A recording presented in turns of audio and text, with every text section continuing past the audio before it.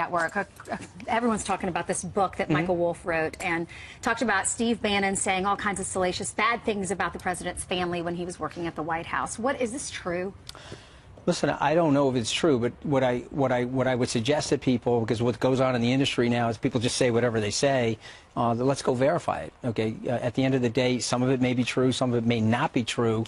But I have to say this: if he did say it, he should get out there and walk it back. So he's got two choices. I'm not his communications director or his strategist, but if I were, I'd say walk it back. Donald J. Trump is not treasonous. He's an American patriot. He loves his dad and he loves his country. So walk it back. If he did say it. And if you didn't say it, then you got to go out there and denounce that you didn't say it. One or the other. When he's talking about Donald Trump Jr., basically he said that he is going to crack like an egg, and Mueller is going to focus on money laundering, and predicted that's going to be on national television. Okay, so again, I don't know if he said that, Brian, or he didn't say it, but let me just say this. It's been a few hours it's been out, and he hasn't walked it back. So he's not going to crack like an egg. He's got nothing to crack about. He's an extremely honest person. I'd put all my money on the table. Okay, you guys remember John Corzine? He was the governor of New Jersey. He had a scandal with MF Global. It wasn't really a scandal. It was just a bad. It was a bad trade. No, he was at MF Global, the CEO. Right. Everybody on CNBC all around said he was a criminal. He stole the money. I got out on the air. I said he's not a criminal. He may not like his politics, but he's not a criminal. He didn't steal $1. Sure. Okay. Donald J. Trump Jr. is a very honest person. I have no problem standing up for the guy. I have no problem sticking up for the family. These are very good people that love the country. And so I think Steve's made a very big mistake, if he said it. Anthony, let's ask you a little bit about this. Apparently, Mr. Wolff had pretty good access to the White House because 95% of his dozen visits there, he was at the guest of Steve Bannon. Well, in my 11 days, I didn't see him there. Okay, you didn't see him during your 11 days. It's also 954,000 seconds if you were counting the seconds, Brian, but go ahead. But they also apparently, according to Axios, Michael Wolff did, some of the sources across the street over at the Hay Adams. Here's a question regarding Steve Bannon, that he would say these things because he represents essentially Donald Trump's core base audience. Why would Steve Bannon take a shot at the president like this? Well, listen, you know, the president put out a pretty forceful statement yesterday, which I know you guys read. He said he's crazy. Steve, and he also said he's about Steve. You know, 6 months ago, I said that. I said he's there building his own brand. He's about Steve. Again, I would say to Steve Bannon, if he's listening to your show, why don't you drop the nonsense, apologize to everybody, and rejoin the team? Okay, I don't know what jersey you're wearing, but you're not wearing our jersey, and you're not wearing Team America's jersey. Okay? Well, at the end of the day, the president's trying to bring the country together. He's got to work with establishment Republicans and establishment Democrats, which he's trying to do. You're distracting from that agenda. Be a team player and knock it off. He doesn't read a briefing book. He doesn't read a memo. When he talked about the Constitution, wouldn't focus. What's the person that you... Okay, so, well, you saw him during the campaign. Okay, first of all, the guy's a wickedly smart guy. I'll use a neighborhood expression, okay? Number two, you don't become the president of the United States if you're not a wickedly smart person. Bill Clinton said that about George W. Bush. They were picking on George W. Bush and his intelligence and his syntax, and Bill Clinton said, time out a second. You don't become president if you're not a wickedly smart person. You probably didn't say it just like that, but I'm saying it like that. True or false, he didn't want to become president? They say he did not want to become president. It was to make himself more famous. Have you had dinner in the residence with me and the president? Yes. Did the guy not want to become president? Absolutely okay, it's absolutely ridiculous. Okay, I was on the campaign with this guy. Left everything on the field. He emptied the tank on the campaign. Let's go back to 24 hours before the election when he was sitting there in Pennsylvania telling the staff who were thinking they were going back to LaGuardia Airport that we're flying up to Michigan. At 1 o'clock in the morning, unbelievable campaign event in Michigan, okay, bringing the base out, and he won Michigan. How many times did Secretary Clinton go to Michigan? I don't think ever. A few. No, she went a few, but Wisconsin, 0. My point is, actually, she went once, right after the president went. She brought President Obama, First Lady Obama, and President Clinton. But my point is, the guy left everything on the field. He wanted to win more than anybody. And let's face it, he's a winner.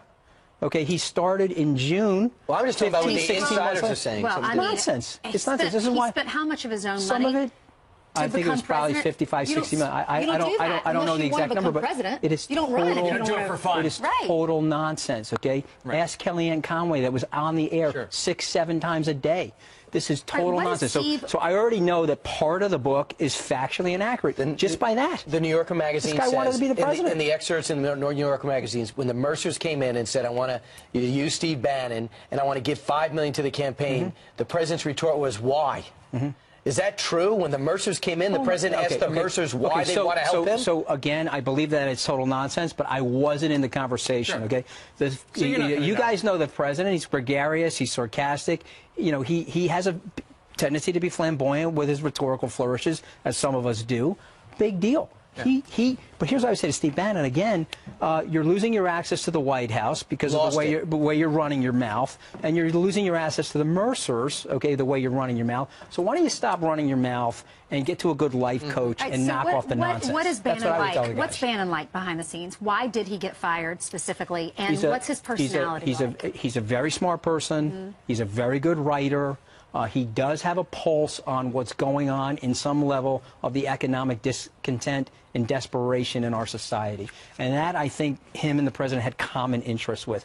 But the notion that the president needs him for his base, I soundly reject that. The president has his own base. My prediction is that even Breitbart will break from Bannon if he doesn't drop the nonsense and come back into the fold. Speaking of coming back into the fold, I think we all saw your name in the news in the last week. Maybe you're thinking about going back to the White House? Okay, so I have never said that. I'll say it on the record here. I've never had a conversation with the president about that or his family. I view the president as a friend. We talk. I wish him a Happy New Year on New Year's Eve. He's been a good friend to me.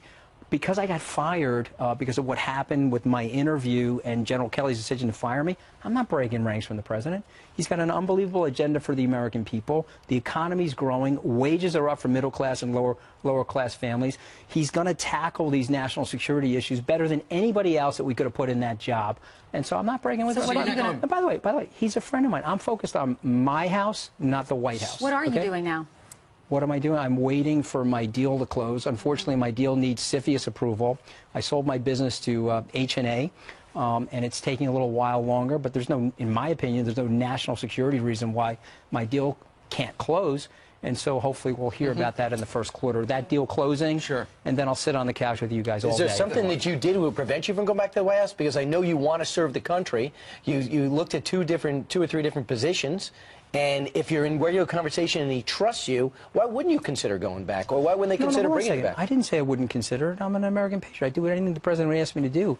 But I'm not a presumptuous guy where I've ever said to anybody, oh, the president wants me back in the White House. It's a bunch of nonsense. You know what happens is you're an effective surrogate for the president. You're an effective advocate. Someone's trying to hit you and trying to create a bridge between you and a divide between you and the president and his family. That's not going to happen with me. You said you spoke to that reporter off the record. It ended up costing you your job in the White House. I spoke to the reporter off the record. His family had a 50-year relationship with my family. Wow. He can pretend that he didn't, but the Liza family and the Scaramucci's on Long Island go back 50 years, and so he can say whatever he wants. But listen, he lost his job, and so he's not going to be able to do what he did to me to other people, thank God. But I made a mistake, and Ainsley, I own the mistake. I never walked it back. Steve Bannon feels like it was a mistake to talk to this reporter? I don't know. I hope he does. I hope he does. And if he does, I hope he'll do the necessary and right thing, is to either offer an apology or issue a retraction, one or the other. Steve tried to get him